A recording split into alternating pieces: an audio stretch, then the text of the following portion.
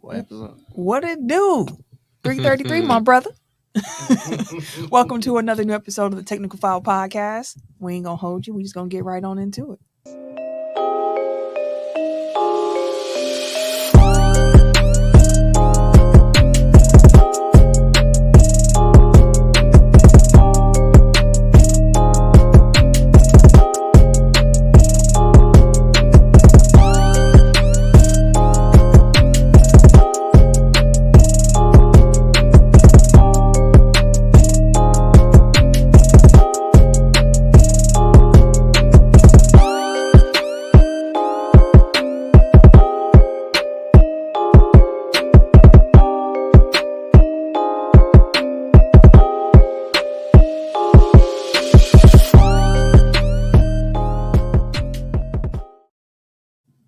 Welcome to episode 333 of Technical File, the sports podcast you never knew you needed. And it's your boy, TIMKINZ, the number 3, a.k.a. Ass Ketchum, a.k.a. Mr. Give It To Me. Oh, that energy come out of nowhere, baby. How y'all doing today? I am the RJ. Only known as The RJ. And I'm Camille, point guard of the crew, the real life Tifa Lockhart, the girl next door. You know, holding it down for all the women who love sports. And it's your boy K Harris, the gentleman, The gentleman. the everyday gentleman. 24/7. But better known as still working on it. God, I feel like bro. I thought you ain't really working on it. You worse than damn freeway construction and shit. Like, it's been like capital. Like, you always under construction with your damn name. I need you to figure it out. Fix it. Hey, I told motherfuckers to help. I told you, fix it or drop it, fam. Help. You ain't gotta say nothing until you got it. They ain't no more better known as. You ended at, what's the last thing he said? We'll see. The gentleman. We'll see. The gentleman. And then we can move on until you figure it out, fam. You've been under construction for a long time. Capital, dog. Find a lot. This man. Woo. All right. Matter of fact, no, you Titonia, because they took them cones away and we still ain't got nothing that's better than what we had before. If anything, Titonia is worse now. Good Lord. They got the lanes kind of, they shading over and you don't even realize that they shifting and shit. Like, bro, it's wild. It's wild. But some housekeeping before we get into the topics of the week. Please rate, review, 5 stars or better wherever you can. It's a free way to help out the pod, and we appreciate it a lot on YouTube in particular. If you like the video, subscribe, hit the notification bell so you get notified when we go live, which is every Tuesday night around 7 p.m. Central Time. So make sure you hit that bell so you can be alerted when we actually get here. All that being said, again, please show us what that word of mouth do, because without y'all telling people about Tech File, without y'all sharing the show, without y'all pubbing the show, we don't grow when we trying to get somewhere. So we need y'all help in doing that. Again, a free way to support the pod. And if you do want to put some money in our pockets, we do have some Fly Tech File merch. So make sure you check that out as well. Make it come quick, though. My shirt. Go hard, be kind, and show love. All right. Wise words. Absolutely. But also Ayo. Right. I was like, yeah. Heard those words before. Oh, shit. That's wild. Be kind is sexual to you now? Hey, be gentle. Be nice. Calm down, fam. That's a reach. Stretch It Armstrong. is not what you've heard it. Stretch Armstrong reach. Be kind. Shut up. All right. Topic discussion for the week. That would be a wild thing. Right, like, shut up. Like, that ain't never. Shut up. Hey, listen, don't call me a lie like that. Let's Don't call me a lie like that. She's so sick. You That's right. Don't call me a lie like that. Don't do that. Lying ass nigga. Don't do Hey, that. that's the title of the episode. Lying ass. No, it's not. I'll walk right out this motherfucker. I'll right back in the goddamn car. I'm just saying. 3-man weave today, goddamn. Let's get into the topic discussion for the week.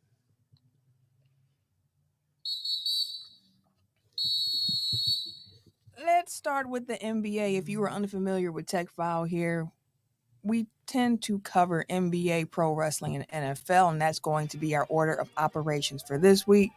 Jeff in the comments said this went off the rails. Jeff, you don't even know what off the rails looks like. Oh, yeah. You don't even want to know. For the 4 of us, we have grown up. Yeah, Okay. For the 3 of them. I don't know, Jason. This pod Stay has on the grown. rails. We have grown. I think our second episode was off the rails. It was early on. Wow. Like 2 or 4. I had to go back and listen. Do you want to? Sometimes I do. I'm not gonna lie. There's some funny stuff in the. Yeah, in the we in definitely archives. grown. But all right, Grown. NBA. So this week Tim and Eric both want to look at the top of the East and the West. So y'all want to talk East or y'all want to talk West first? East. You want to start with hate? I ain't got no hate. Eric. Yeah. I guess. I'll wear that. Boston Celtics. So as of this recording, the Boston Celtics are 9 games up in the loss column in the East and 7 games in the loss column up on the entire league. So they're like lapping the field at this point. They have a historic, not plus minus, what's the net rating? They have a historic point differential. Yep. Like everything indicates that this is a juggernaut. This is a champion hiding in plain sight. That this is the team to beat in the NBA.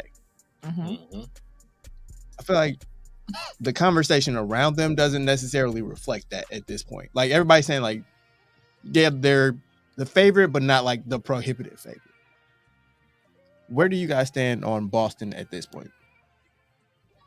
I feel about Boston the way I did ahead of the season. They've actually just reemphasized what I thought I would see, and they've actually been better than what I expected them to be. I thought that Boston would be the best team in the East coming into the season. I did catch some flack from that, from people being like, what about the Bucks? And I was like, hey, listen, man, I get it.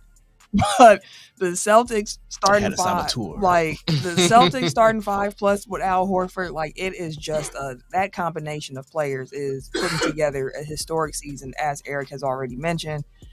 The fact that Drew Holiday, as like a 5th option offensively on this team, is shooting nearly 50% on like catch and shoot. Like this man shooting out the corner, like just the way that this team operates.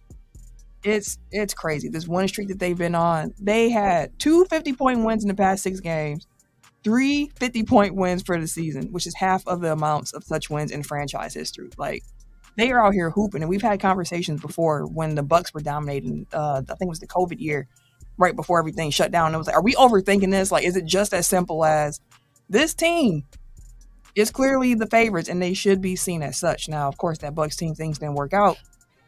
Pandemic has a part in that, but it didn't work out. And I think the Celtics, it's partly because they haven't done it, so there's an air of doubt. But like what they've put together, I can't doubt it. Even Ciro Sensei, I don't know what it is about Boston, but no matter how good they look, I just don't trust it. And I think that's the thing with Boston. But everything I'm seeing, it's like they should come out the East. I'll let you two answer, but I do want to just interject because you mentioned that 1920 Bucks. Somebody posted like a screenshot of A box score from that year, and I'm like, Giannis is one of the greatest players. Like already solidified. Like we already know this, but like Giannis is one of the greatest players of all time. Because if you look at that roster, like the things that he was doing with that team, Jesus Christ, there was not that much talent on that team. Like it was a lot of solid role players, but goddamn, it was like George Hill was getting a bunch of minutes. Ersan Ilyasova was getting a bunch of minutes. Wes Matthews. And these are dudes like in their mid to late 30s at that point. That was like the last best years of their career, though. Yeah. But I mean, like they were still like not who they were like in their primes. So it's, again, give Bud his flowers, give Giannis his flowers, because like they were doing it with like paper clips and paper mache. But anyway, sorry, you guys, thoughts on Boston? I'll give mine last. I feel like I'm kind of with everybody else on like, okay, what you're seeing is undeniable. You got Porzingis just cooking.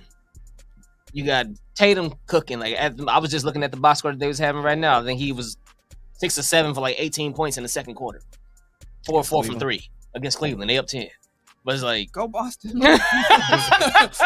But Cleveland is hurt now. Like I need Cleveland to keep losing. Cleveland hurt. Boston. New York is hurt. Like it really at the moment is looking like it's just Milwaukee. Philly hurt, so it's like it's looking like it's just Milwaukee and Boston at the top. I never count out Miami. Nope. And they're just hurt for now. It's about when you heading into the playoffs, right? And so all those people are expected to be back in time for that. That's where the thing comes in at though, because regular season right now, and as Bucks fans who have seen the regular season Bucks cook, is like, I get it, but it's the regular season. Like we've been there with the monster teams, monster records recently in recent memory, and then bounce second round or first round by Miami twice. Like, and maybe that's where our air of doubt comes from, because we've been in positions to where everybody gave us they the team to beat. They the team to beat.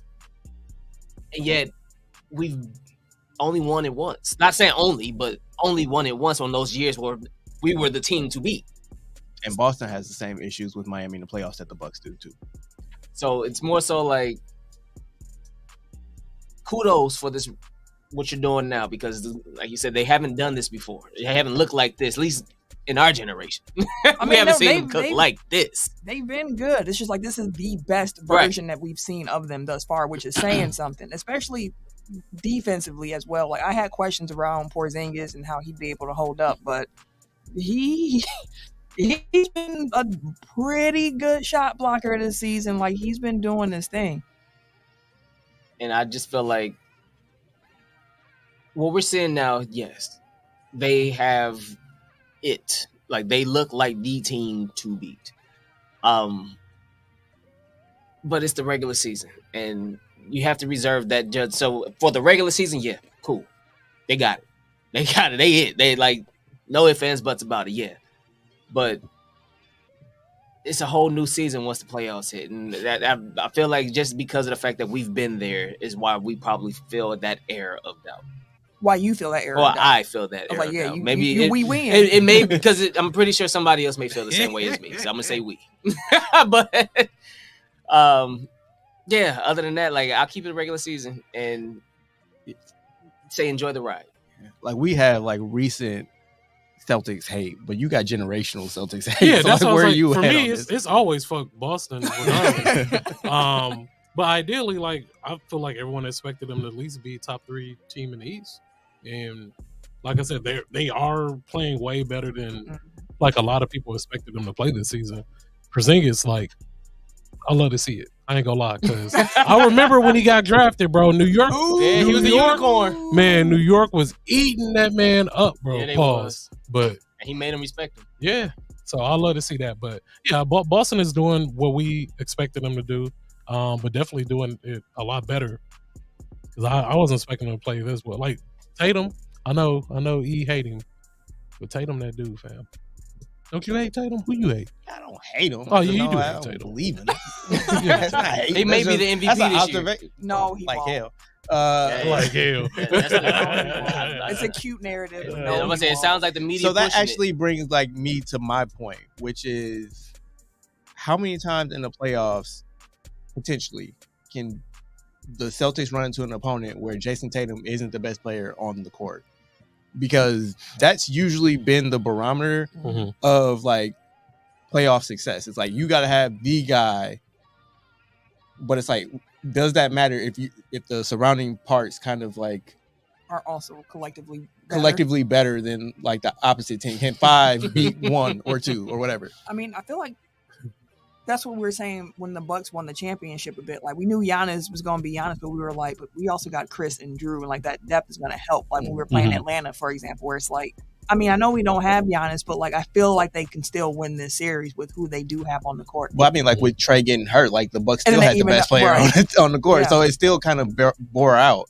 But like I think that if assuming he's healthy, if they play Philly, he doesn't have the best player in that series. If they play Milwaukee, he definitely doesn't have the best player in that series. If they play Miami, it's kind of a wash. Like playoff Jimmy. If they play Milwaukee, do they have the second best player in the series? At this point, yes. But historically, I would say probably not. If he rounds into form by that point, like I don't think that they have the. No, I don't think that. I'm trying to, because it's playoff Dame. You know what I mean? Like it's clutch Dame. It's full bore Dame. Like it's not. You know, like I think on balance, like through the regular season, like I think that Jason Tatum is a better player, but I think like when it gets to nut cutting time, like I would rather have Dame in that situation. And like going out west, Jokic, no. The Clippers, no. Dallas, no. OKC, not really. Like again, they have to prove it in the playoffs, but from what I've seen from Shea, like he's for real phenomenal. No, he is, but it's one of those things. Is like I've seen Boston get there. I mean, they've been to the finals, like they Eastern Conference Finals. Like I hear you, but that's further than what we've seen the Thunder. Oh, for sure. So it's like that's what I'm saying. Like the experience factor will probably lean Boston in that situation for sure. But like, I don't know if Tatum is a clear-cut better player overall than Shai Gilgeous-Alexander. So, like, I can see. Let me put it this way: I can see a world where Shai is a better player in a series between Boston and Oklahoma City. That's fair. And I think that's where, like, people, again, not speaking for anybody else, but I think that could be a reason why, like, even if we can't put a finger on it, like, it's like, yeah, I'm not sure about Boston because I don't think that they have like the top gun, and like them trying to force this. He's the best player on the best team, and they're doing historic things. They're doing historic things because they have a very well constructed team. Yeah, that top six is, again, like, it's better than anybody else's top six. There's no debate about that at this point. But like, do they have like that next gear to get you over the hump? Like, I do have to tip my cap to Jason Tatum for Game 6 of the semifinals in 22. The one against the one against us. Yeah. Like when Giannis didn't have that was definitely Game 6. Right. But I still don't even think he was the best player on the court that night. He just had like Giannis didn't have enough help to get him over the hump. That night, Jason Tatum. But he was on fire. Like, I'm not taking anything away from him. I'm just saying, like, that would be like what you point to, because again, like, they had the better team when they played Golden State in the finals and lost.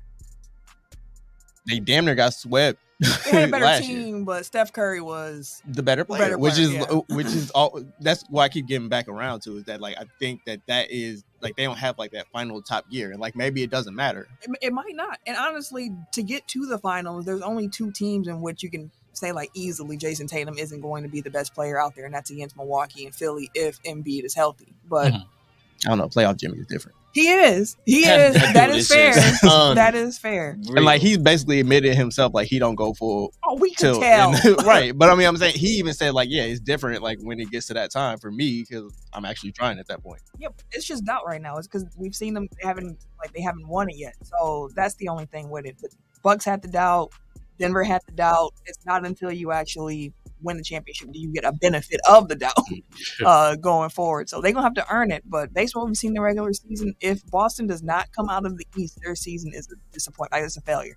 Like, Boston should represent the East, which is why, if the Bucks can beat Boston in the playoffs, I will. I'm going to tell you right now, if the Bucks beat Boston in the playoffs, just mute me. Me and Dallas? Yeah, basically. Pretty much. Some comments to catch up on here. Serial Sensei added that Tatum gonna end up jumping on a milk carton, in the playoffs. Serial Sensei also added, as good as Boston is, they really don't have that it to me that makes them scary. Dustin added it's gonna be Bucks and 6, and Dustin said we need to collab between the Pet Bev podcast and Tech File. I don't know if the streets are ready for Pat Bev and Tech File. Why not? I likes that. We could be, me and him could yell on the track like a motherfucker. I don't want to hear that shit. Definitely don't want to hear that shit. But I'm like, Pat Bev, first of all, fuck you, nigga. I ain't never like your motherfucking ass. But, no. He was on the Lakers. He was unhappy the whole time. I personally podcast Pat Bev is different though. I like podcast Pat. I liked him on the Bulls. I liked him on the Lakers. Fam. I do think it's funny that his teams keep making him have to apologize for shit. Like, he a Laker, then they bring in Russ. He straight to the Bucks when they get Dame. You just gotta. Pat Bev with that camera as a Laker is one of the all-time That's the funniest moments. Fab pulls the camera for real. Like, look. The camera from the reporter, went to the ref, said, look. That is hilarious. Got it on video. And even the Minnesota celebration, that's also top tier funny. Top tier funny. My man moment. won the chip. He went full PB Pablo. And it was like he was leading the way, but the rest of the team was also like, Cat was like, oh my God. Cat was kissing this girl on the sideline, like came back from war. Niggas had real tears. It's that energy, bro. He like brings that type of energy to the team, bro. Like, the team rallies around the energy he brings. You need a dog like that. You do. And like, he beating the other dogs on the team. Because him and Bobby Portis was sitting there amping up like they. Which Bob Port, you will apologize, my guy. I apologize. That's real. Your belief was stronger than my doubt. Amen. I was ready to send you. I was ready to drive you to the airport myself. But context changes. I'm realizing now exactly how dysfunctional things were under a previous regime. Yeah. And just like putting you back into a functional thing has kind of brought back the old Bobby Portis that we know. So I apologize for doubting. That's real. And you know what? Since we're doing apologies here, Pat Bev, I apologize. I thought you alone weren't going to be enough. I was like, listen, this it? This is all we going to do with the trade deadline, Pat Bev? That's it? But listen, what an addition. Because niggas like Pat Bev. I was like, that's it? And they did the Drake. It wasn't even really Pat Bev. It was just like the lack of anything else around. Exactly. More than that. I thought it was going to be more, but listen, we didn't need it because this team has shown, like Doc said, they can play defense. So, like, I didn't know they had the personnel. So, my bad, y'all. Shout out to Pat Bev. Shells also added that game last night was electric for a Monday. That energy was absolute. I could feel it through the TV. Mm-hmm. When AJ, I couldn't because I couldn't get the damn game. I felt it through the highlights. Gots to get an antenna. Gots to get an antenna. They're not even expensive. Damn, do I owe Bally Sports something about? No, fuck that. Because let me tell you something. I'm not going to lie to you. The experience of watching the game over air on antenna is better than streaming it on the internet. Because one, it's so much quicker. Like, you don't have to worry about lags. No, there's no lags. There's no cutting out. You get the stuff on your phone faster than ESPN can ruin it for you. Like, it's beautiful. I love it. And it gives more people in the state a chance to watch the Milwaukee Bucks, which is the most important thing. So if you don't have an antenna, go and get one. And if you were like me who had an antenna and you were watching on 58.3 and you're like, this is assaulting my eyes. Why is this broadcast so bad? That's the standard definition channel of WMLW. I don't think it still exists. I wish I could tell you, but 49.1, I believe it is the HD version of the channel, which... I'm not hating on the over the air. It's the lack of streaming options that's the problem. Over the air. Never mind. Dustin said that he was there and it was amazing. It looked like it. I know people were disappointed because Giannis wasn't playing, but the Bucks gave y'all a game last night. All right, to the West, Tim. So my question was... Oh, that reminds me. The memory came up of us meeting Warren G. That was fun, dog. I ain't never gonna forget that. Hey, y'all want to come to Atlanta with us, huh? What? I don't remember that part. The conversation at the end when they was like, "Hey, y'all, he gonna lie to ass Tim again." Wait, don't do that. Hey, no, seriously, don't do that. I don't have a great memory. I don't remember that part, so please enlighten me. We was after the game. We took that picture with his posse. His posse came through. And they was like, "Hey, we finna go down, and y'all free to come down to what's the name? Y'all can kick it with us, whatever the case may be." We was like, "Nah, we got kids and shit. We gotta go back to the crib or whatever the case may be." But it was after the game when it wasn't him. It was like his crew, the niggas that was with him. You don't remember at all? I don't remember. My nigga said it's posse. That low key sucks.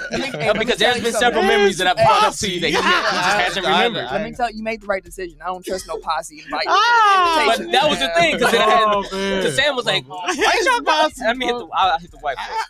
I'm not saying it did or didn't happen. I'm just saying I don't remember it because I feel like that's all like some West Side Story shit. That's why it was so memorable because it was a wild ass night. We was like, "What the fuck happened?" I would not trust no posse invitation. Like, it was wild as hell. What you because we was one of the last ones to take a picture with. Like, you don't even know me. Like, posse invitation. Why you inviting me and my people out? We didn't even talk. It literally was random as shit. Like I said, me and him was one of the last people to take a picture with them, and then after that, they was kind of standing on the side. They was like, "Yeah, from here, we finna go catch a flight. We finna go ahead and go down. Like, yeah, shit, y'all want to come to the A with us?" We was like, "What the fuck?" Come to the A, y'all. Like, why not? I don't got shit to do. I don't got a job. It was random as hell. Like, I'm not getting no plans with no random niggas. West. So, OKC. Speaking of the Thunder. Speaking of Shea. Speaking of last week, we was talking about Chet. We got owned. But when do you expect that, man? Boy. He just shaking his head sadly in the corner over here, Ken. Last night when I posed this question, they were in first place. And then Ken's Lakers knocked them down a peg. Again. But so now they're second in the West. But my question was, with as good as they are and as good as they have been playing, does the West or will the West go through OKC? Shea now, I think right after All-Star break or during All-Star break, he was like, he had some quote where he was like, number two ain't good with number two. He ready for the OKC to be number one. Ain't he number two? They were number one though. No. I'm saying, ain't he jersey number two? Yeah, I get it. He was like, number two ain't one trying to be number two or some Shakespearean joint. But they did end up hopping in the first place until last night. But the way that they've been playing, the way they've been gelling, the way he's been playing. The Williams is Chet, like that team, and then they got Gordon Hayward, which has been a great pickup for them. Like as a whole, do you feel like the West will have to go through OKC? I'm gonna preface this by saying, like, I'm a strong believer in what OKC is doing. Like, I think that they're ahead of schedule. I believed going into the season that they were going to be much improved. I didn't have them as a top 4 seed in the West. At least I don't think so. So I'm very impressed by what they're doing. I think that they have the brightest future. They're going to be great for a long time. But I did call Jalen Williams as being cold. But I don't think anything can go through the West when Nikola Jokic and Nuggets are there. Yeah. And with the way that the standings are in the West, everything is so close with those top 3 teams. OKC and Denver are only a half a game out of first place as we record this. So, like, that's going to keep fluctuating. I think, like, you got to give the defending champions respect until they knocked off their square. So, for as good as OKC is, and they are good. Yeah, they're a fun team to watch. Yeah. I love watching. And it's also matchup because I also don't think that OKC matches up especially well against Denver, which it's about matchups as well. Like, I don't know if anybody does, honestly. That's very fair. But, like, can I just say something? That Denver has become the team that I hate now. as a Lakers like fan. As a Laker fan, like I never thought, like I don't hate because you watch him like, dog, like they're fucking good, man. Like it's like, you know how some teams you can go into, you can kind of like scheme, but it's in like any given night, like anybody can just put buckets up on you. It's like what? And, I don't know. I think it's kind of like Boston, where they've kind of created the perfect lineup. For them. It's like nothing, like you can't stop it. Like it's just like, I don't know. It's like Hydra. Like you cut off one head and 2 more sprout. Fam. And you can't cut off Jokic's head, so it's just like. And he's a machine. Like he's literally a robot, fam. Like he's consistent. Like every single game. Like you know what you're getting out of it. Fuck them. Serial Sensei added, I think depending on the matchup, OKC could get bounced early. They're talented, but the lack of experience is going to hurt them. And I think the rebound, like they suck at rebounding. And I saw that when they were playing the Suns. They wanted the worst. Was that one? Where Nurkic had 31 rebounds by himself. He had like 12 in the first quarter. I was just like, my God. 31 rebounds is nuts. Coach came out after the game for the Thunder, and he was just like, look, ain't no team perfect. And we understand that we can't rebound, but like, that's all right. And I was like, okay. Like, you know your weakness. You scheming around that you're trying to do what you can, but like he said, it's no perfect team, and that's a weakness of OKC. But I think they're really good, but I think the West still got to go through Denver. Yeah, I do like the argument about like lack of experience. Like it's said for a reason. Like historically, that's been the case. But I do think that every once in a while you have a team that just says "fuck it," like experience doesn't exactly like OKC. Like to an extent, Golden State, because they only had like one run, I think, prior to winning their championship. So it's like sometimes that doesn't actually matter. But yeah, I don't think that's the case in this case, just because of Denver. But like, I put them up against anybody else in the West, honestly, and I think they have a puncher's chance against the Nuggets. I just think that the Nuggets are who they are at this point. I just took a look at our preseason predictions. The highest that any of us had OKC was 8, and that was me and Eric had them at an 8 seed. Ken thought they would be a 9 seed. Tim did not have them in the playoff hunt at all. Not a top 10 seed. Because again, they went from like from nothing to something. 12th in the West, 0 to hero. Like you said, I thought they'd be better. Just not like this. They are rolling. All right, since we in the West, we can stay out here a little bit. LeBron reached the $40,000 career point threshold in Saturday's 124-114 loss to the Nuggets. Speaking of them, how do y'all think that him crossing that 40K career points milestone adds to his GOAT resume? Or does it add? Yeah. I don't think he does.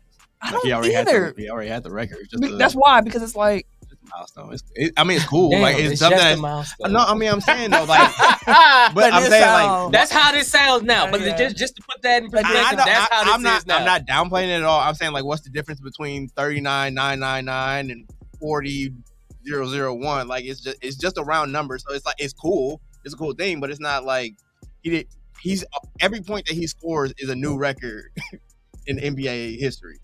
So like 40,000 is just a round number that we like to celebrate, but we never seen it doesn't change the fact that he's the greatest all-time scorer in NBA history. It doesn't change the fact that he's won 4 MVPs. It doesn't change the fact that he's won 4 championships. It doesn't change the fact that he's doing stuff in his 21st season that we've never seen before. Like, it doesn't change anything. It's just like a nice round number to put. Like, yeah, he reached 40,000. Like, one thing that was cool to me is that, like, he basically needed the same amount of games to get his first 10,000, his second 10,000, his third 10,000, and his fourth 10,000. Really? Yeah, it was all like 365 games and around in there. Like, consistent.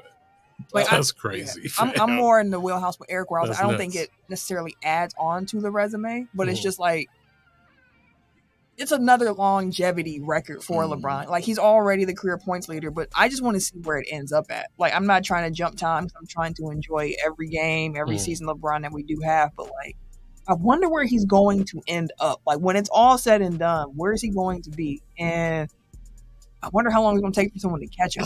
Like, I feel like it's going to be the next generation, not like similar to what this had to be. You think Wemby? I don't. Hey, technically, what are you doing so far? Like, ain't he technically like next generation at this point? Yeah, LeBron just been around so long. I mean, like, basically the same age as his kids. So that is true. If he can maintain, I think but it's 25. It's the health part. Yeah, like that's the piece of it with LeBron. So two things. One, like to the point of like LeBron's consistency. So he got his first 10,000, 368 games. 10,000 to 20,000, 358, 20,000 to 30,000, 381, 30 to 40,000, 368. So the same for 1 to 10, or from 0 to 10 as from 30 to 40. Damn near about a year's worth of games, you get another 10. Oh. Huh? No. Like, it's 365. No, it's not 365, but you're not playing the game every day of the year. That's not what I'm saying, but okay. That's how I heard. You get what I'm saying. I do, and I also get why she's like, what the fuck are you talking about? No, somebody get it. I understood what you were saying. Also, my question was, what's more likely to be broken first? LeBron's scoring record, which is TBD, because we don't know what it's going to end up being, or Wilt's 100 points in a single game? Wilt's 100 points. Wilt's. Yeah. I mean, probably within the next 5, they somebody putting up might 70 like it ain't, like it ain't nothing like. Because, I mean, the closest active player right now is Durant, and Durant's 12,000 points behind LeBron. No, I don't think he ain't catching. Because he has 2 seasons where he didn't play. Yeah.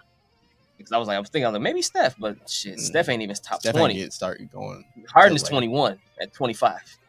No, I don't think anybody active no players Not right in that now. age Because basically range. You got to come in averaging 20 and then keep building on that 20 for 20 years. Well, isn't his career numbers like 27, 7, 7, and 7? Yep, 27, 7, and 7. And crazy. I seen the stat earlier. It was like he's never actually had that stat line. Yeah, but that's his average. Really? I've never had a game where he had 27, 7, and 7. Crazy. But that's his career law average. Of averages. Oh, bro. That's why Prize Picks be racking up. But also, I just gotta say, LeBron was LeBroning. How he talked about like how he had to go see the LeBron James feet doctors, and how he knew what was going to happen before it happened. But he was talking about this milestone. Speaking of line, and he said, "Quote." Wait, what'd you say about that boy? He's a liar.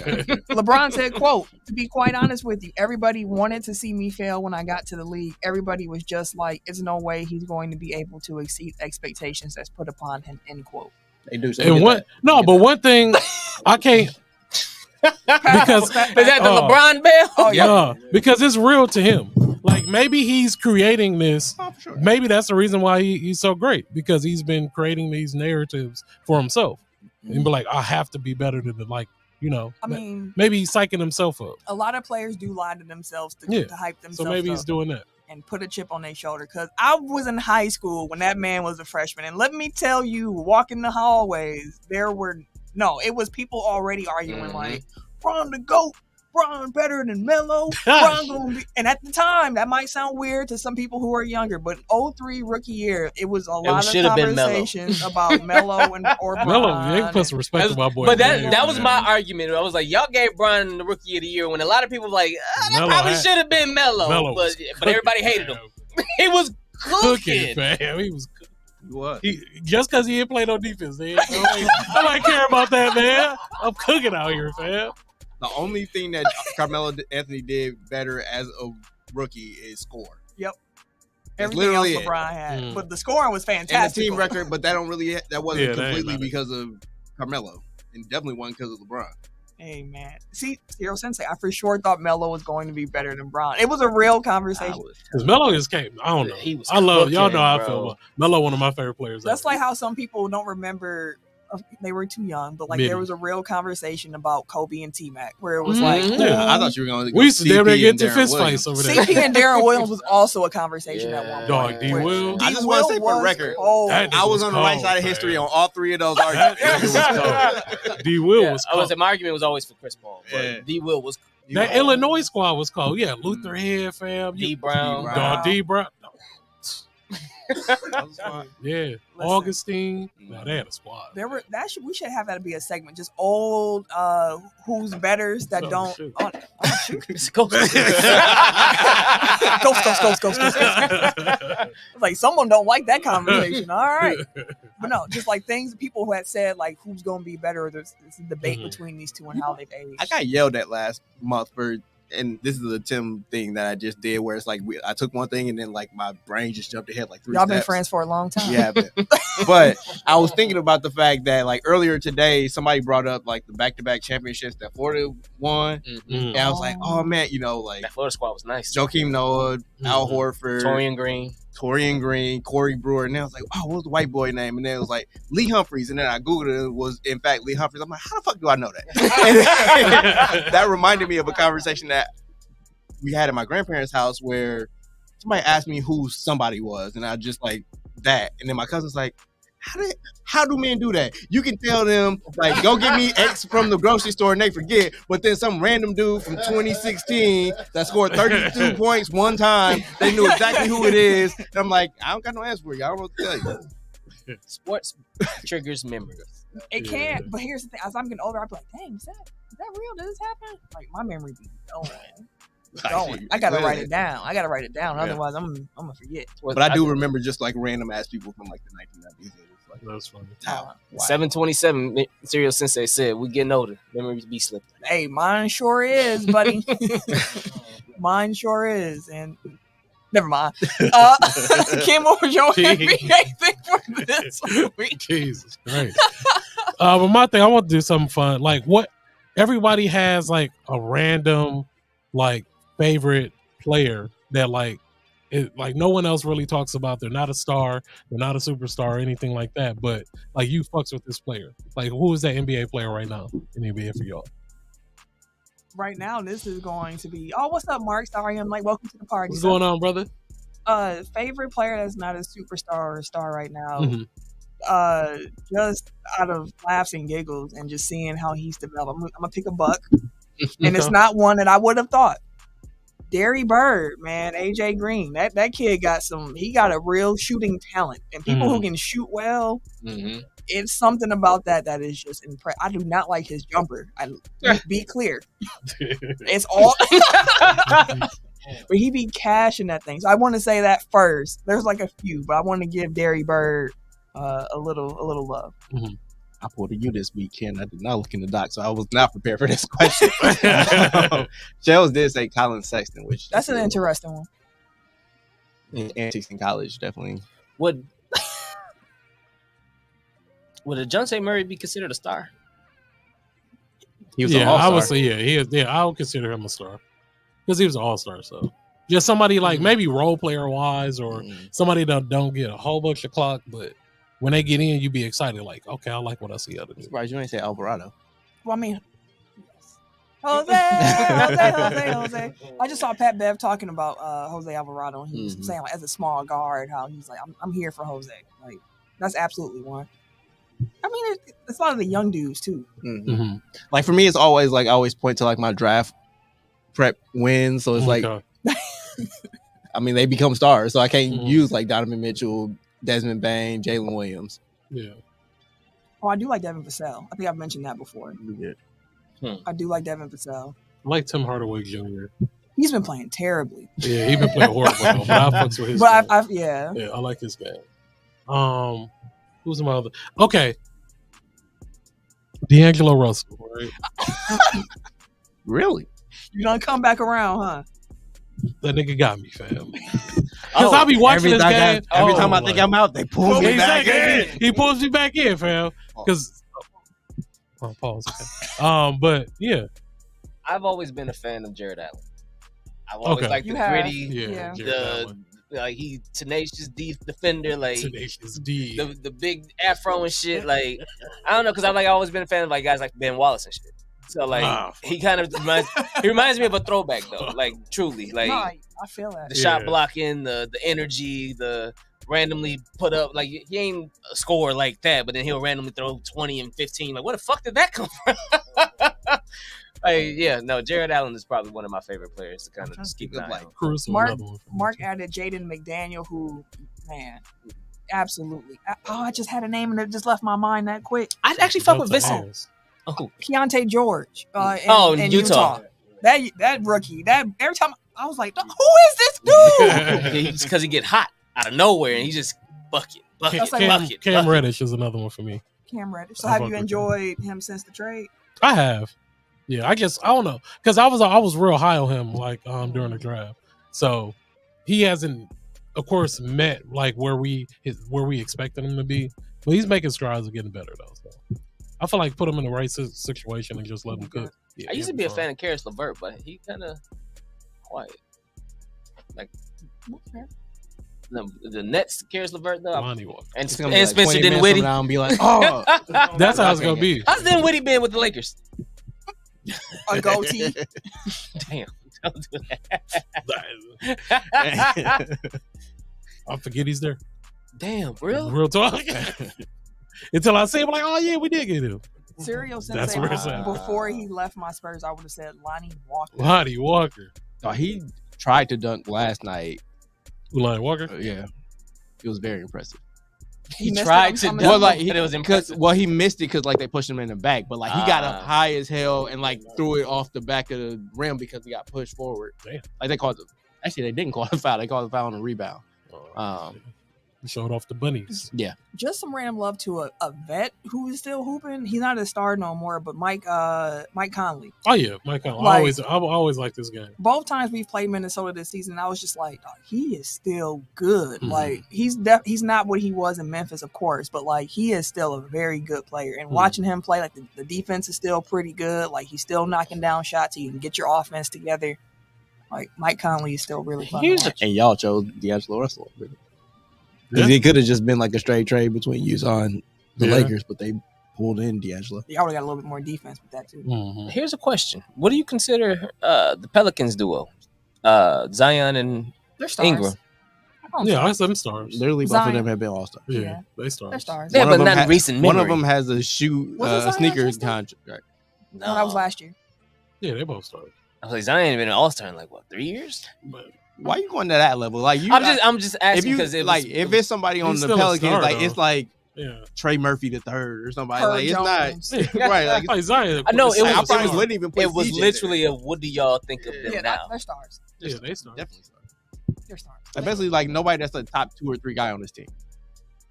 Yeah. Which is why I was like, I'm gonna throw Mike Conley in here because he ain't the guy. He just along for the ride, but he's making a contribution along the way. Is there anybody else? I probably am gonna think of somebody. Shout out to Jordan Poole. Oh man, that man got benched. Still gonna get love. Still 4-1-4, still getting love. I don't know. I still feel like if you watch, I talked to your pops yesterday too. Mark said that Conley is beloved here in Minnesota, and he's probably my favorite Wolves player. I could see why. I was really hoping that Naz Reid was not going to come back to Minnesota. I was like, ooh, I want Naz Reid on the Bucks. But we got Naz Reid at home. I wanted another one. I wanted one off the bench. We got one at home. Ooh, Bobby. That's the same damn dude. Naz Reid got a little bit better defense than Bobby. But neither one of them are known for their defense. No, but never mind. Same strengths, same weaknesses. Different shades of bigs that can shoot. Maybe so, but I like the edge of defense for Reed. All right, pro wrestling. Wrestling. Let's get into it. Yeah, Glow. I love that song. If you listen to Yeah Glow and you don't think that she's like, if it don't move you in some way, like you just don't like hip hop. Curbing on curbing. She be rapping. She be rapping. Curbing on curbing. Yeah, and then Glow at All Star Weekend talking with a picture of Dame. Man, Who nigga is this? I want him. I said, yeah, Glow. Yeah, Glow. All right, wrestling. Who wants to start first for the topics of the week? Oh, Mark already said it for us. Sting had the best farewell match ever, so go ahead. I concur. But yeah, my thing is Sting. He had his retirement match. Shout out to AEW real quick because they did it right. They did right by Sting. They did. It wasn't bullshit. Only thing I don't know is if he won or not. Did he win the match? Yeah, they won. They won. Okay. I'll get there. Okay. But I do have a because the one clip that I've seen from that match is a critique. Allen, right? Darby Allin in the glass. Like, he's fucking nuts, fam. Like Jeff that. Hardy But Jr. that's his thing though. Like he's like a because he a BMF like them type of dudes. But BMF. Big Meech. BMX, my bad. It's a big meat. You been watching? You binge watching? You already know what I've been watching this shit. But yeah, it was a really good match. So it was Sting, Allen, of course they were tagged. They went up against the Young Bucks. Yeah. Young Bucks, perfect opponents for them. Yep. Young Bucks always come in, do their job well. They sell the shit out of absolutely everything. But it started at the entrance. Like that was one that entrance was super dope. From the video to his sons coming out as different versions of Sting. Yeah. Like all of that was super dope. The match was actually like it wasn't like, sometimes like Ric Flair match. Like watching that, it was just like, fam, let's just get this shit over with. But Sting, he played his spots. Like, okay, we know you old, fam. So, but they played everything well. Speaking of Ric Flair, he came out too. He did. And got his ass whooped. Yeah. But good. Yeah. For the thrill of it. For the thrill. But Lex Luger was there too, ringside, so that was dope. But yeah, shout out to AEW for doing it right. And shout out to Sting, man. Like we've been watching him forever. He was started in 86? Mm-hmm. So, like literally has been wrestling Our longer than entire I've life. been Yeah, our alive. entire Like, lives. Like that's nuts. I've always known wrestling with Sting in it. Yeah. And I was a WCW kid growing up. So like Sting Crow Sting. coming out That's the why rafters that by came in himself with the bat, no matter He didn't how even many talk. NW members it was in the ring. Sting didn't care. My man didn't talk, he just whooped ass. Right. I started watching WCW like during that time when they would just like show him like up in the rafters. And I'm like, who the fuck is that? But I was intrigued. I want to know. And then sometimes he'll come down and he clear people out with the bat. Beating ass. Man, he was the perfect like antagonist to what the NWO had going on because he was someone who was gonna be bought out. He was gonna stand on his own. Like the character was just so Wolfpack Sting was fire too. That was a Turn fun your back Sting. on the Wolfpack. That was fun. He was talking mash. red and black. Yeah, red and black. That was my favorite Sting. Shout out to WWE as well on Raw. Pat McAfee and Michael Cole. They mentioned like, hey, Sting had a retirement match. It was outstanding. Like, congrats to Sting. And I love seeing different promotion giving love to a legend in a different promotion. Like Sting did have his brief WWE run, so that probably helped. Actually, I don't know how Triple H feels about that. Like, it's just a wrestling legend who just retired. So, like, it was really cool to hear WWE on their broadcast in the middle of one of their matches just mention, like, hey, that match was great. Like, shout out to Sting. Vince McMahon somewhere turnover in his grave. No, how dare you? You son of a... That would never happen. Vince would have never. That never existed. I think it was dope that... So a long-standing tradition, from what I remember from wrestling, was that on your way out, you lose on your way out. Yep. Mm-hmm. So that's why I asked, because I didn't see the end of the match. Going into the match, he was undefeated in AEW. Mm-hmm. So for the fact that his last match, and he ended up winning on his way out, that he remained undefeated at that promotion. I think it was 29-0 then. Was dope.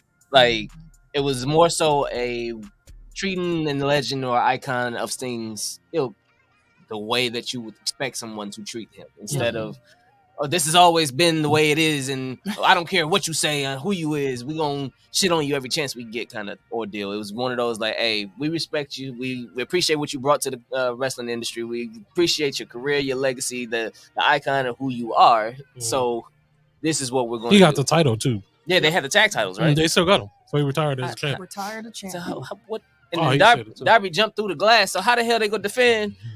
Bro, Like, that was one of the like why moments. Like that's no, why bro was on the glass. He was on the thing where I was like, did we need that? I miss Darby so many times, like with the things that go viral from AEW, and I understand that I'm getting it out of context, but it's like it's so many things where I'm like, what's the point of it?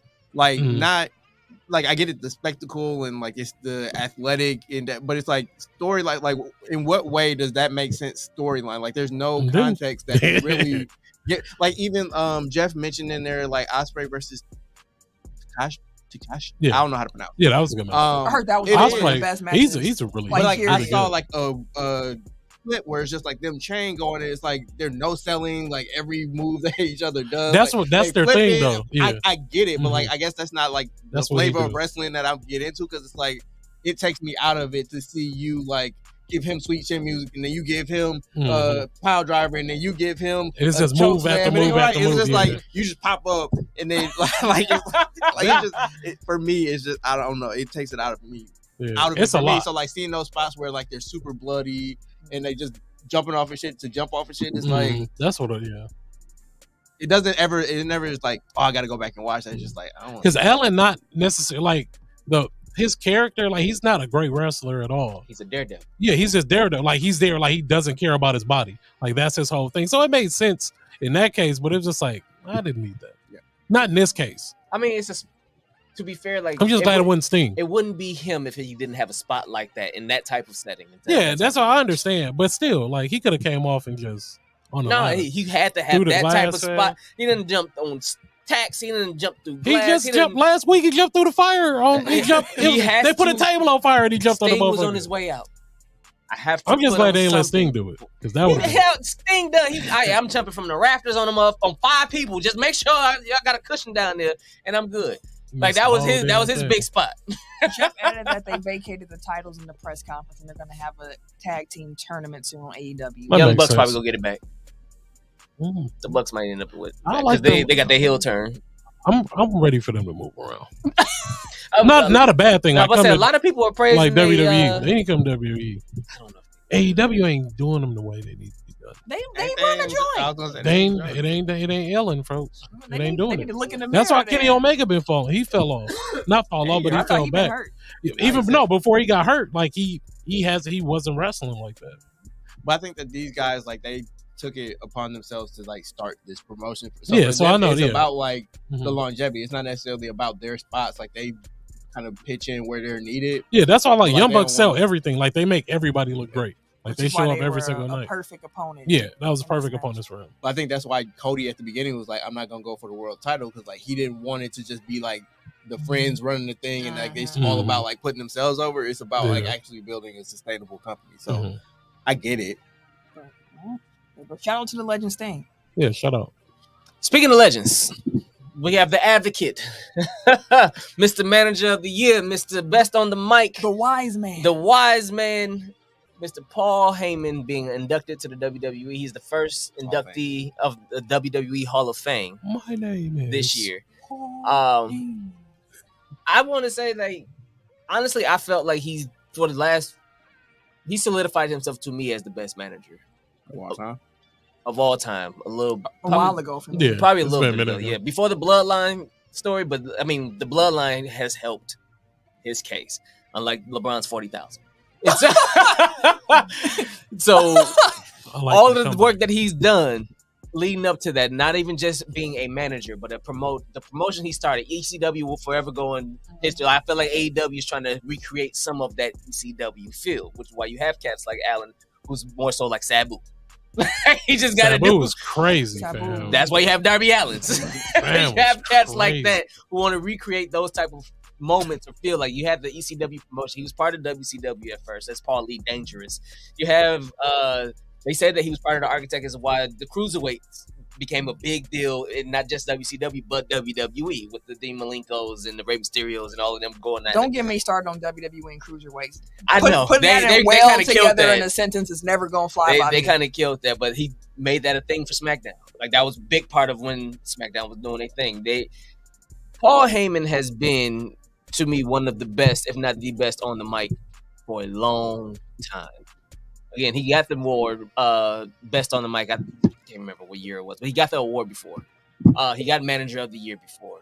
He has gotten promoter of the year before. Like, he has accolades of not just being someone on screen, but behind the screen as well. He's gotten promoter of the year before. Like, Paul Heyman is his contribution to the wrestling industry. I feel has been absolutely incredible. Like, dude has been He's done everything. Genius, so to speak, within the industry itself. So it's only fitting that he be inducted into the Hall of Fame. But the work he's done with the WWE has been nothing short of phenomenal. You didn't even mention the fact that he was also an announcer. Like, that with man Jim Ross, he was in WCW as an announcer. Like, WWE too. Like, he had him in that ponytail, my guy. With that hat and that he was one of the people that called Dean Ambrose. Was like, hey, do you, my boy? And that became who he was when he was trying to get on back into the wrestling scene as well. Like, he said him and Stone Cold got a lot of their mic skills from Rick Rude. So he's also attributing some of his talent to other people and not just, oh, yeah, that was me. I came up, that's just how, like, no, Paul Heyman has made his mark inside the wrestling industry, and it is undeniable, and it is a big kudos and congrats to him in a long time coming, for sure, especially because he's still active. Yep. It's always dope to get inducted while you're still active, because then once you're done, you could probably become a 2-time Hall of Famer in whatever capacity. Maybe it would be as a promoter. Maybe it would be as, I don't know about announcer, but it's just dope to me that while he's still in, they're giving him his flowers now. And it's in Philly. WrestleMania. Like, honestly, you could have put Paul Heyman in the WWE Hall of Fame 10 years ago. Yeah. Like, the resume has been stacked, but it's cool that's going to happen in Philly for him. Like, legendary. Legendary. Like, I think of him on First Take was within the last year. Stephen A. Smith didn't even know how to respond to Paul Heyman. Like, Paul Heyman was he was in character. He talking about people can die and all this type of stuff. And Stephen A. Smith was like, it ain't too often that Stephen A. Smith don't know what to say. At a loss for words. Yeah, I think like the best thing that you can say about Paul Heyman is that he's everything that he does makes sense. Like, every storyline that he kind of has his finger in, it at least follows a logical story. Like, he gets the psychology of wrestling more than I feel like anybody that we're aware of, than anybody that I've ever seen. Like, he can explain like why this thing hits, or he can explain like why you just wait a beat, you like let some things build, you let it breathe. Like, he understands like the pacing of it, the timing of it, like what you need to do. Like, he's really good at building characters, building story arcs. I'm saying, like, the ins and outs of the wrestling, like the mechanics of the wrestling, like that's not his bag. Like, that's what he's supposed to, right? That's what he pays the wrestler for, or like when he was in ECW, or that's what like the wrestlers are for in the case of like Roman Reigns or Brock Lesnar. But like, understanding the character before and then getting people invested in these characters that are on TV, like that's always been his strong suit. I think Jeff mentioned it somewhere that he was the writer and head booker of SmackDown during his best run, is because he understood the psychology and how to build up the rest, like the main characters of his story. Yep. Like, that's been the through line throughout the entirety of his career, is that strong characters read strong stories. And like, the next thing has to, like, you always have to be thinking about the next thing and how it relates to what you're doing now.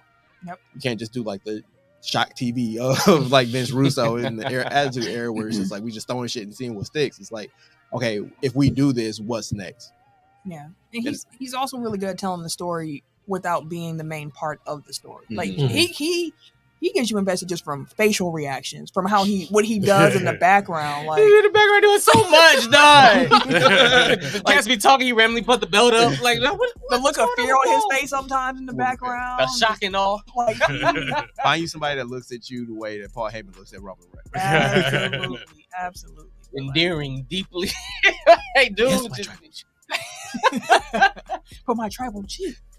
We can't leave yet. He got the menacing look down pack. He got it all. Like, Paul Heyman's a GOAT. Like, I can't wait to see his induction speech. Who do you think's going to induct him? That has been my thing. Like, do you bring back Stone Cold? Do you bring the ECW guys? Could be CM Punk too. He could be. He got a lot of guys, but he also has a lot of guys that hate him. I can tell you who it ain't going to be. Oh, well, yeah. Brock Lesnar. Yeah, Brock definitely. It ain't going to be Brock. Definitely ain't going to be him. But but shout out to Paul Heyman. Shout out to Paul Heyman. Speaking of Paul Heyman and just the fabulous work he did, he had some more great work on this past Friday's episode of SmackDown. him in the background when The Rock is talking, when Roman Reigns is pissed off. Like, if you didn't see SmackDown, it started off, which I didn't know it would. I was playing my game. And I was like, I might have like an extra 5 or 10 minutes to start SmackDown. The next thing I heard, they started with the Bloodline. I said, oh, shoot, wrap it up. It's time to watch SmackDown. And Roman Reigns came out playing the pissed off, like, y'all don't appreciate me. I don't feel the love. I'm leaving. Paul Heyman's like, hold on. He ain't come out yet. You got to wait. He told the tribal chief to wait for somebody else to come out. And that somebody else was The Rock in his Versace shoot. I said shoot. His Versace shirt. Just out here looking like money in every single way. Calling people meth heads and whatever it was for that particular city. The insult was there. He's going and he says, hey, you know what, Cody? I will not face you one-on-one. But what I will do. Nigga scared. What I will do is have a tag team match. Rock, Roman versus Cody and Seth, night 1, with the stipulation added onto it. Whereas if Cody and Seth win that tag team match, then the title match the following night will have no bloodline interference. It'll be a straight one-on-one match. But if the bloodline beat Cody and Seth, then it's going to be bloodline rules at the match, meaning like it's going to be a bigger hill. Ain't no purpose of fighting. It's going to be that shit. Come over. So with this being proposed, that means that you would see Roman and Seth and Cody fight 2 nights. Rock only got 1 night, you know. Hey. I'm leaving him for something. Right. He gonna get him a dub. But I just wanted to get y'all opinion on this concept. Like, do y'all want to see a WrestleMania setup like this where it's quick? Yes. I already got my idea. Oh shoot! When he said it, I was like, okay, I see where this can go. Like, I'm fine with the match. Like, I feel like this is where we're always gonna get to, but I don't. Like, I just praised Heyman for like everything kind of making sense, like from a character standpoint, but like it doesn't make sense for The Rock and Roman to be the ones to extend that challenge. Like, it makes more sense for the babyface, like to have everything about everything about their characters is like, we're above y'all. We don't have to prove anything to you. So like, it's on the babyface to kind of like, you know what I mean? Like, that's the babyface role. It feels like The Rock just wanted to be the one to kind of announce it or whatever. Yeah. So, for me, how I've been looking at it, because The Rock has leaned in on it a little bit in his last promo where he's talking about, I'm the EVP, like I'm on the board. Like his character feels like it's just really drunk with power, like a very like look at me, look at me, look at me. And I think him doing that is more just like, in my head, how it made sense was like it's The Rock being like, I can do what I want. I was planning to be at WrestleMania. You have now taken it off the table for me because you won the Rumble. I'll respect that, but I'm still gonna be there. I'm gonna find. I don't care if y'all do gotta wrestle twice. Living here with something. I'm gonna be here, and I'm gonna get part of my story done because ain't nothing bigger than The Rock. So y'all gotta see it. I guess it was more so the proposing the part about like, if you win, then we ain't gonna be courts like ringside.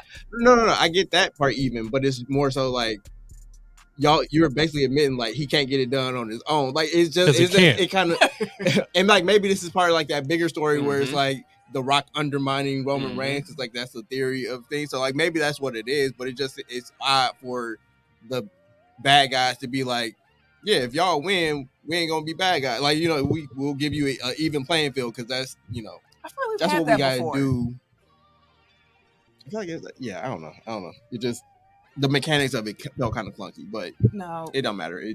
All that matters is the video package, like before the match goes, and like they need certain beats to be hit. So I'm not really that trippy. Can you the Cody Crybaby? I'm not that Cody Crybaby. Yeah, I ain't crying about it. You weren't. Facts is facts. God it. What's the fact? So how do you feel about the proof is in the pudding? Wait. Was 2-3 weeks ago? Your whole WWE thing was, man, I can't stand The Rock. No, still fuck him. Yeah, fuck him. He was crying the whole thing. How is that a cry? How do that make me a crybaby saying fuck The Rock? Because of why? If it wasn't Cody, who are you in support of that made you say fuck The Rock? Why that make me a crybaby? All right. But how do you feel about the proposed WrestleMania matches as a Cody crybaby? I mean, I don't know. It's all good, but then it's like it's a setup. Because they not gonna let The Rock lose. He gonna come to WrestleMania and lose a fucking match. But if he don't lose, but then it makes sense that, okay, if they do the bloodline rules and then Cody actually wins, it makes it better. Exactly. It's like, oh, okay, cool. Exactly. But then I don't know. I don't want The Rock to come in all of a sudden he rock bottom Roman and then he Cody Cutter and then it's over. But that might be the finish. Spoiler alert. That's where I went with it because Roman making The Rock acknowledge him in the middle, him saying, "If you smell," he put his hands on that mic like, "Hold on." Which did you think that Rock was going to acknowledge him? Hell no, I did. I was like, bro, this either. is you really gonna make this man? Hey, I need you to do something. Can you do something? Acknowledge me. He ain't flinched. He just looked at me. Acknowledge me. Everybody, wait a minute. I was like, ain't no way you gonna talk to this man like that. That man, He travel cute though. but it sounded a little begrudgingly as well. Like, all right, cousin. I mean, they're still building towards that match, whether it's happening now or not. That's where I was like, when that happened, I was like, okay, hypothetically, because it's on night one, Roman wins. Mm-hmm. Bloodline is there night two. Rock want to be special guest referee, whatever the hell. You want to pop in, whatever. Bloodline there night two. Roman has been sick of Rock shit. Clearly, he's getting irritated that The Rock keeps upstaging him. Rock, I don't know if y'all seen his IG thing. The 20-minute video? I seen the whole thing. I didn't watch it. I watched it too, but I went to go show Noman, like, oh, look, The Rock put together a promo, and I'm showing it to him, and I clicked on it, and I was like, 21 minutes? I said, I'm sorry, baby. I'll just send this to you. But at one point, Rock was blurring the lines. Which is what's making this so fun. So you bring that aspect in, and it's like, at one point, does he blur the line enough to like, look, that's why I keep saying, I'm leaving here with something. Like, okay, fine, fuck it. I'll let him finish the story, but I'm going to be part of it. I'm going to let you get your belt, but I'm probably going to be the reason why you do it. And that's what Ken is saying here, like, I don't want that. I just want him to get it. Don't cry about it. Hey, don't cry about it. He going to get it. Head up, fam. Let him get it. He going to win it the way he lost it. Hey, bro. He lost it to because the Bloodline interfered last year. Let him win it because the Bloodline interfered this year then. I don't know what you do. What? Dude. And then this nigga gonna be out here with this shit. Fuck it, bro. Fuck that, bro. Fuck all of them. But your boy had a belt. Yeah. That's what y'all want, right? That's the end story. Why is it? No, not like that. Give me what I want, but not like that. Yeah, give me what I want. That's why it's the crybabies. Just give me what I want, man. Because then we might 2 not years. It might not be Roman Rock at Mania, but it could be at SummerSlam. Yeah. Or it could be one's Netflix and they can. And I like that. Which is cool. I'm here for all. I don't know, man. My fault. Like I said, I'm trusting the progress. I said progress. I'm trusting the process. When is it's in April, right? It's next month, right? 4 weeks. Damn. We getting close. It's for everything for to start ramping up. I gotta get my gear. Yeah. Hey, what am I gonna get? Yeah, who you gonna be repping? I know he gonna have a Cody. I think I'm gonna get that Monday Night Mommy shirt. I got that for Nolan for his birthday. He was like, I was like, what do you really want for your birthday? He was like, really? What I really want? A Rhea Ripley shirt? I said, okay. I figured you'd get this one. I'm like, I'm not getting you the mommy on top shirt you walking around. I'm not doing that. Sorry. I got some limits. Actually, I might get that Jade Cargill. Which brings me to my opponent.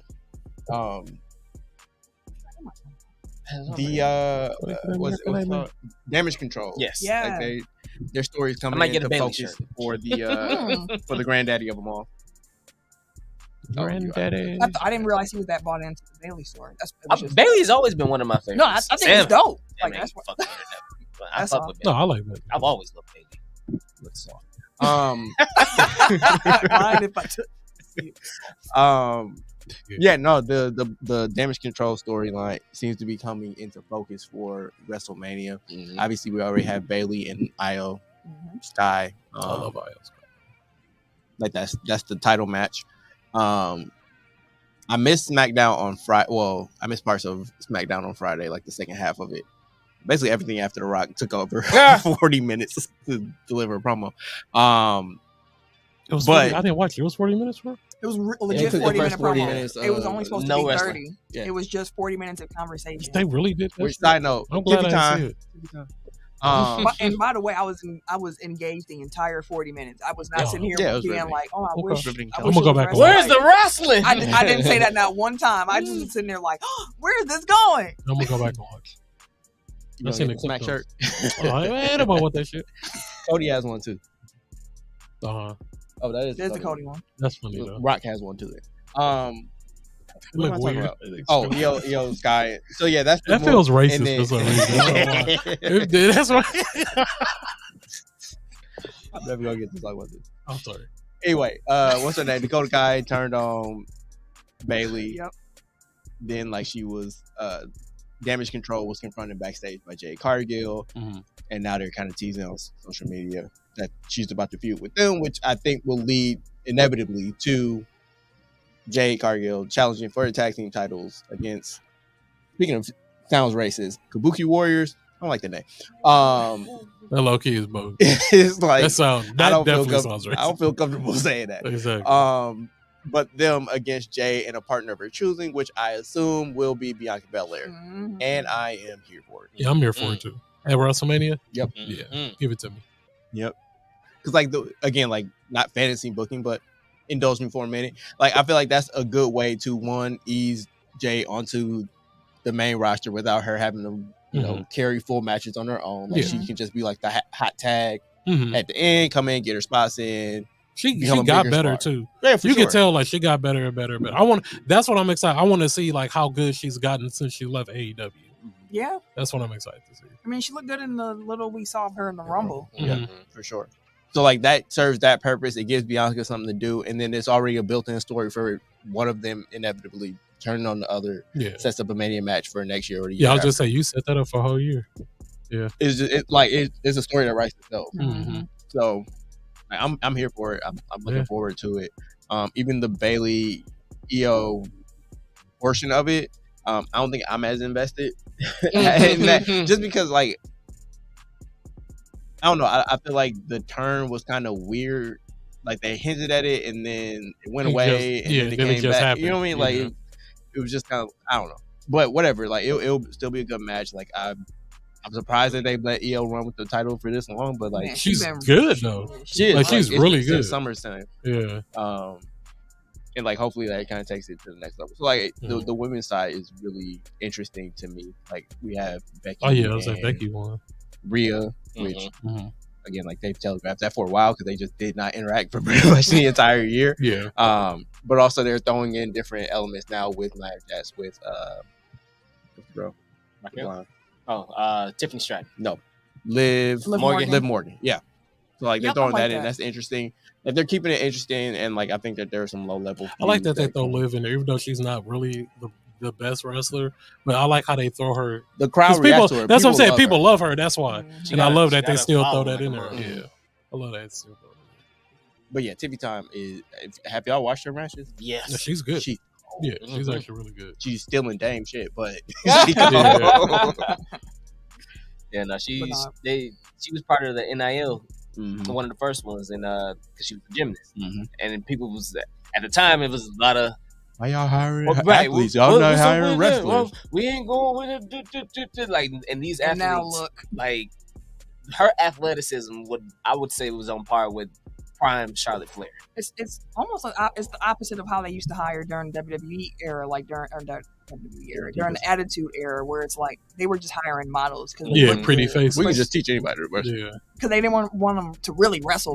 They were there to be objects. And then now it's like we want athletes because we're trying to put on the best show, the best product that we can. So I love it. WWE has been really fun right now. Wrestling is fun right now. It is. If you ask The Rock, it's all because of him, but I mean, I'm seeing wrestling on the Shade Room, and I'm like, what? Jada Parker, yes, from NXT. Like she keep going viral because once she's fine, but like also like her character is like really interesting. Like she like talks shit to the crowd, and like she wrestles in Black Forces. She's actually good too. She's good. Like another one of the athletes. I feel like I'm gonna check her basketball player. But yeah, it's been dope. I saw Bianca and Montez on Shade Room today. I've been seeing The Rock on the Shade Room. Like we started that show. It's actually pretty good. I gotta get to it. All right, let's get into the NFL so we can do our quick hits and get a body here. Tim, kick us off with some combine thoughts. So the NFL Combine, NFL Draft Combine was just this past weekend. Ran from Thursday through Sunday, and to be fair, Jesus Christ, there was a lot of humbug about the 40-yard dash. And so my question here, honestly, is how do you guys feel about the NFL Draft Combine? Mm-hmm. Is it really worth it? Is it more so it's a showcase, but it doesn't, like, it does help some players draft stock. For example, you got Xavier Worthy, fastest man in the combine. Congrats to him, by the way. Ever. Fastest combine 40-yard dash run ever at a 4.21 officially. Oh, that's fast as hell. My man's was moving. His first run was a 4.25. That's fast as hell. Which would still be one of the top times in combine history. John Ross ran the 4.22. So when his official came out, that was a 4.21. Like, that was crazy. Adidas, remember at one point Adidas was like, "Hey, whoever runs this certain amount, like, we'll give you it was an island or some shit like that." Like, wasn't that like a 1 year promo? Yeah, it was crazy. But this, in essence, he was considered like an early third, mid to late second round pick. Not no more. Now they're talking about he could be a late first round pick because of just the pure speed of that 40-yard dash. That's something you can't coach. You cannot coach that. And I was thinking about, I was like, dude, just throw him him like out little there. screens. Yeah, throw him out so there, one of his biggest highlights was, I can't remember who they was playing, but when he was with Texas, he had called like a little bubble screen to the left, and that man hit 2 moves and was out.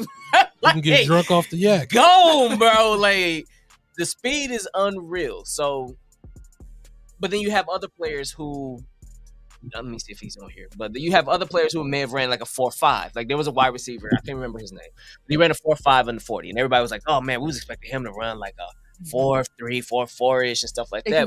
But then when they did the receiver drills, they clocked your miles per hour.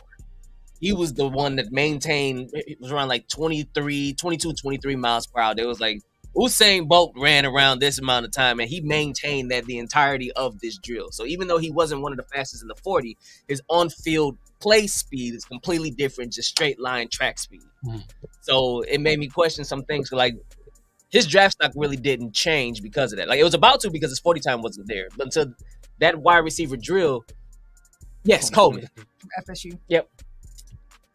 When his receiving drill like that, and he maintained his miles per hour, his speed, that nature, they was like, oh, and he wasn't swerving.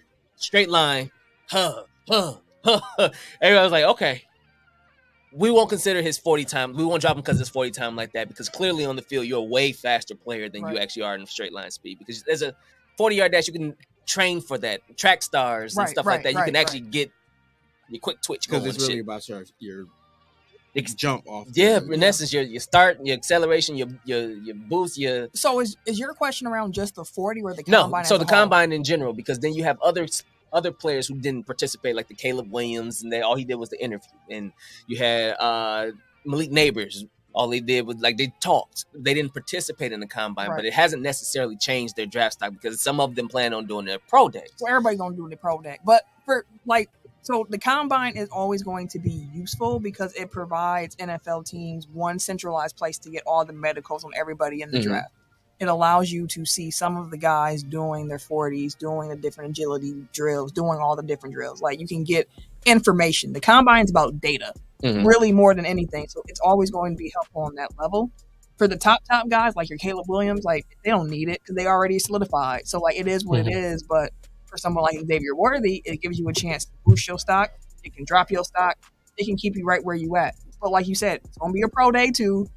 It's like the new thing. You're going to have the pro day, which a lot of guys feel more comfortable performing at, because at least they can do it with guys who they have some chemistry with. Like Marvin Harrison Jr. as well. Right. Like, he's like, I don't even know comp. You know who I am? You know, like, if you got a top 5 pick, I don't want to talk to you. But, like, I think the combine is going to be useful. Like, I know some people, because of how much coverage be around the combine, how it's on all day on NFL Network, but people feel like that's overkill, which I get it, but you don't have to watch it. You don't. You can still check it out. Right. Like, if you're into the draft combine and the data points and all that, then, like, yeah, sure, watch it. If you don't, then don't watch it. Like, you don't have to.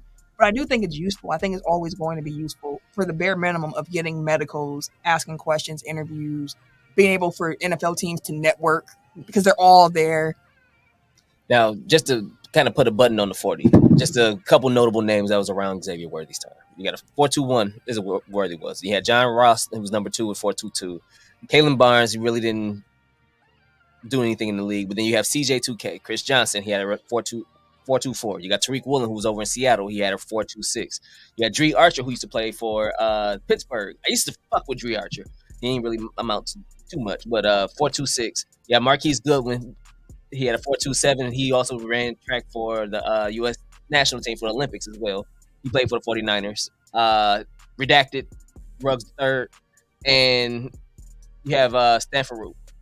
So they all ran like a 4.27. So it's been some guys where again like the CJ2Ks who translated to the field too is like crazy, and then there's others like okay, cool, but that's all you got. Yeah, and that's part of the situation. Yeah, to Camille's point, like I think that it's data points. It shouldn't be like your end all be all. Like you have 3 or 4 years of on-field film. Correct. Like I think I don't think that should supersede it, but it kind of gives you context of people's athleticism in comparison to their peers. Because it gives you a centralized, like you don't have to worry about, okay, well he's dusting all these cornerbacks, but he played in, the A10 or, like versus a guy who didn't necessarily get the same amount of separation, but he was playing in the SEC. Like it kind of gives you a like, okay, well, we can it gives you a level playing field. Well, data points. Yeah, it gives you like a standardized kind of thing because it's like everybody has the same stopwatch, everybody has the same weights, everybody has the same cones, everybody, like everything is the same. They're playing on the same playing field, literally. Like they're all on the same field playing at the same time. So you kind of have like a standardization there. Our problematic thoughts about the combine as a concept, but to answer your question, like I think it matters, but it shouldn't be like the end all be all of like your evaluation. Like you shouldn't be blinded because some guy ran a 4.21. Like it's like, but does it? What's the film say? Does it look like that on film, or is it just like he got a great jump on his time and I gave him a couple extra tenths of a second. And some people don't do good on tests.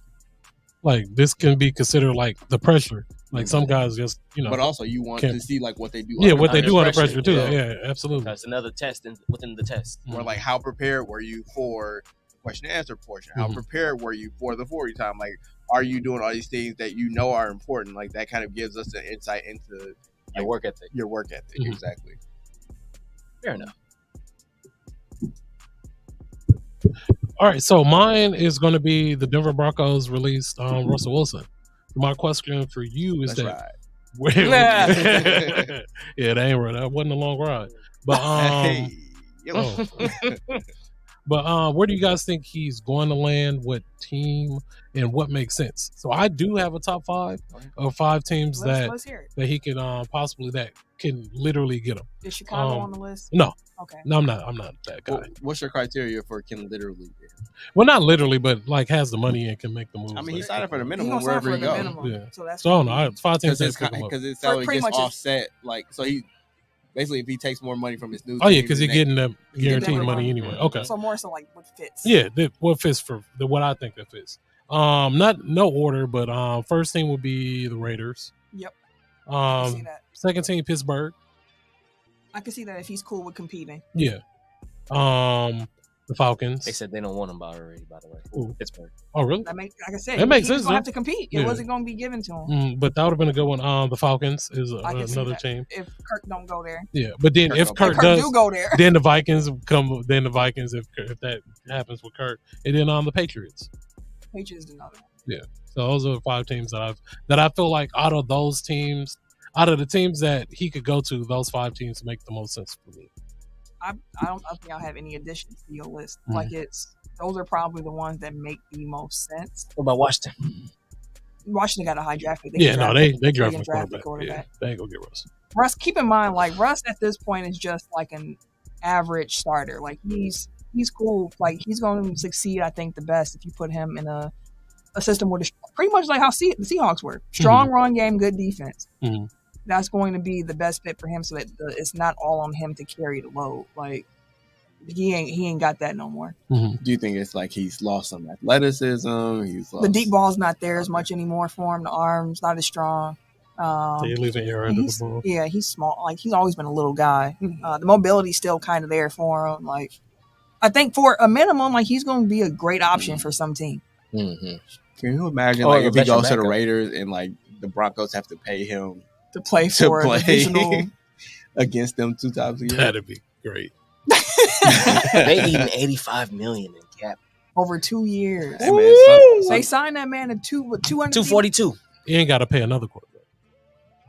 $85 million dead cap hit. What are they planning to do? We Denver? gonna see. Yeah, I have no clue. We gonna see because I'm not sure. I They've have no been clue. searching since they got rid of Peyton Manning. yeah. Thought they had one. They did. They paid him like one. They sure did. Did Did I not work see out. that it actually hasn't even kicked in yet? Yep. Jesus Christ. My NFL thing was just around NFL free agency. Kicks off next week. I just wanted to know. So we got 3 Packers fans and a Bears fan here. What free agency kicking off? Who would be your dream target for your team? And then what's like the most realistic target if they got the same thing? Like, who do you want to see your team grab? So in the draft? In or free agency. Free agency. You on Russ?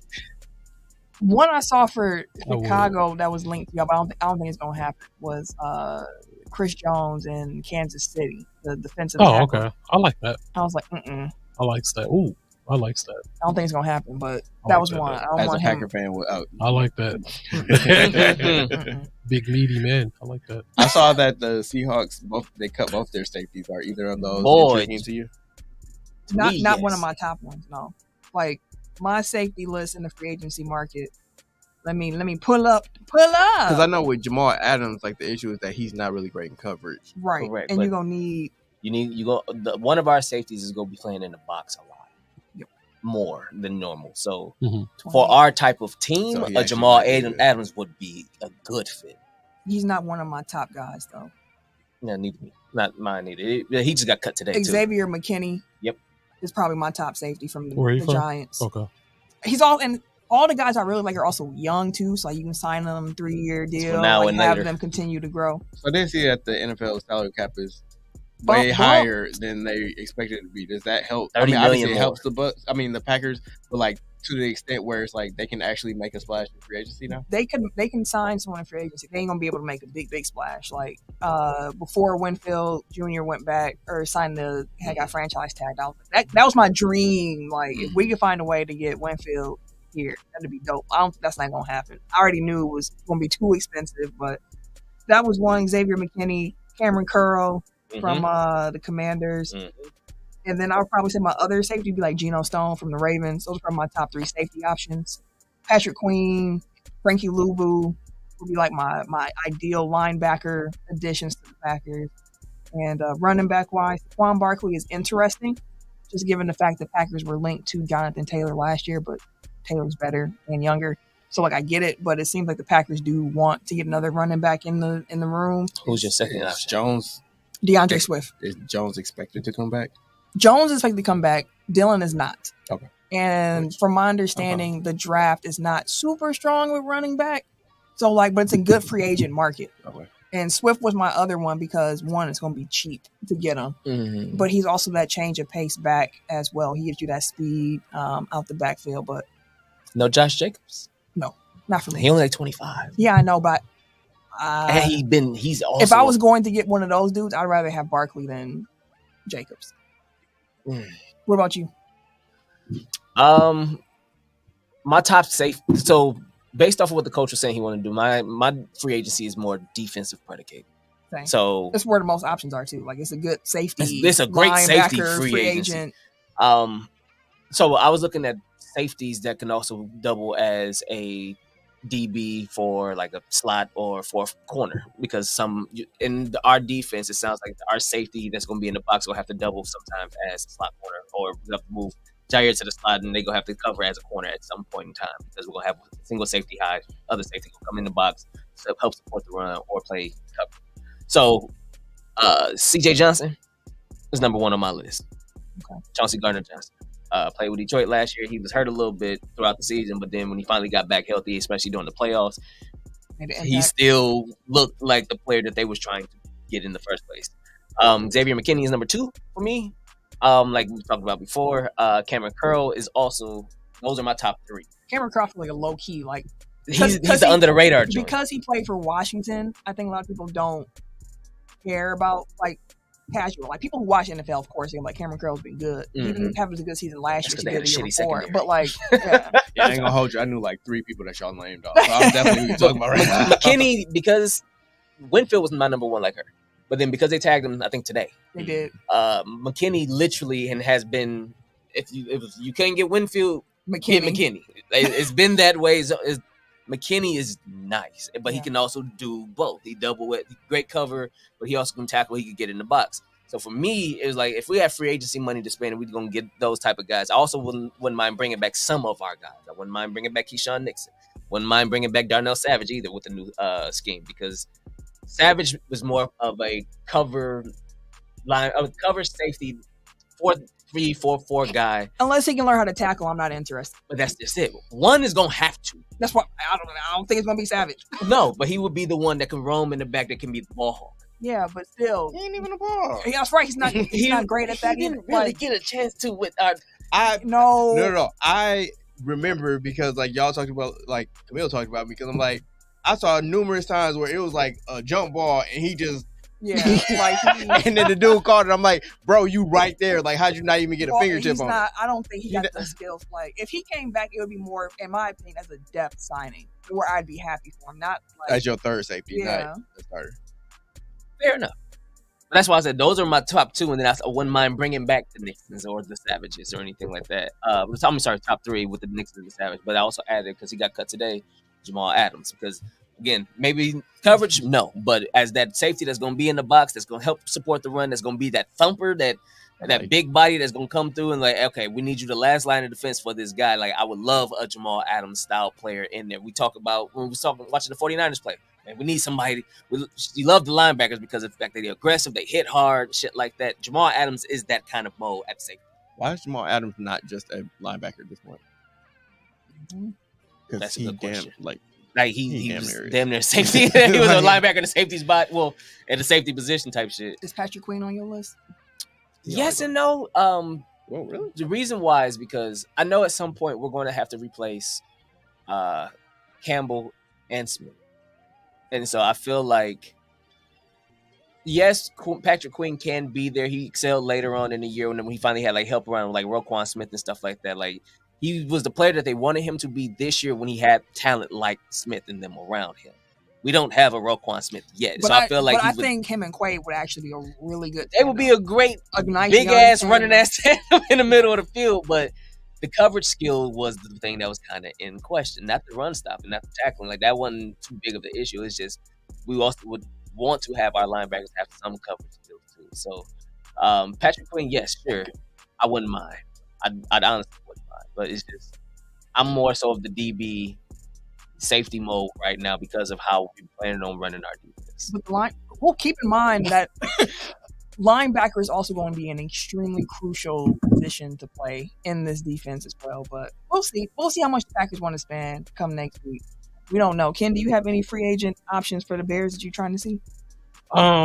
No, well, just offensive line. I mean, yeah. We need that. I'm sorry. So, Mike, go ahead. I had one more. Devin White. That was a linebacker. I was over Patrick Queen. Okay. I'd rather move over White for me, but yeah, we need to tackle. So no, that's fair. Let's do that. Y'all gonna sign a bunch of linemen? That'd be smart. That would be smart as shit. Yeah, that's what we need to do. All right, well, some quick hits before we wrap up then. Some more NFL news. Jason Kelce announced his retirement from professional football. Hey. Shout out to Jason Kelce. Successful career. Hey, congrats. Mike Evans is returning to the Tampa Bay Buccaneers on a 2-year, $52 million contract. 35 M's of that is guaranteed. How old is Mike Evans? I think he's late 20s, early 30s. Okay. Let me double check. You got me getting up there confused with I was I feel like he's like 31. 30. Okay. All right. Congratulations on that. Yeah, for sure. It's probably the last big contract for him, so you'd like to see that. Yeah, that's what I was asking. And Caitlin Clark's final regular season game, she scored 35 points to surpass Pistol Pete Maravich's career total and become the most prolific scorer in Division I basketball history. Congratulations. Men or women's. Yeah, and she declared she's going to Indiana. Can't wait. She's going to Indiana. And some NBA injury news, some hand fractures. And Scotty Barnes and Russell Westbrook both fractured their left hands. They're both out indefinitely. Yeah. with the Clippers making a playoff push, they're hoping to get him back before April and the playoff push starts. But speedy recovery to them. Absolutely. As they go forward. And that's all we had on the docket for this week. Words of wisdom. Don't really have too many this week. I'll just, go hard, be kind, show love. Shout out to Dream Sports. Shout out to Greg for the merch. I say this every so often, but if there was no Greg Griffin, if there was no Dream Sports, there would be no Tech File. There would be no Camille podcasting. So I love the gear. Podcast, see? A great reminder of just how to approach life. Go hard, be kind, show love. Like, that's what it's really all about. So we'll end on that note. If you want to follow me on social media, you can catch me. Wait a minute. On Twitter, Instagram, these PSN 2K streets on occasion. I'm really in this Final Fantasy world though. Did anybody get WWE 20? Not yet. We are going to. Yeah, I'm getting it too. At Camille Monet, CAMILLE MONAE. What a game. Bugs Burner on Twitter. That's all you get. That's all you get. Everyday_gentleman on Instagram, KHarris216 on Twitter and Snapchat. And it's your boy, TIMKINZ, the number 3, aka As Catchment, aka Mr. Gift. You guys have a good day now. I feel like every time he come in like super high, he end on some bullshit. Yeah. Why I gotta be bullshit? Because I'm chilling. Never fails. I can't hit y'all with the. She said, "Be kind" and stuff like that. I can't be this NPR cool. voice. I can't be chill. I can't send y'all off on a good note without having to yell at y'all and shit. Y'all need me to turn up? Drop the beat. Get up out of here. Want to hear that shit? Dang. Thank you guys for listening. Go cry in the car.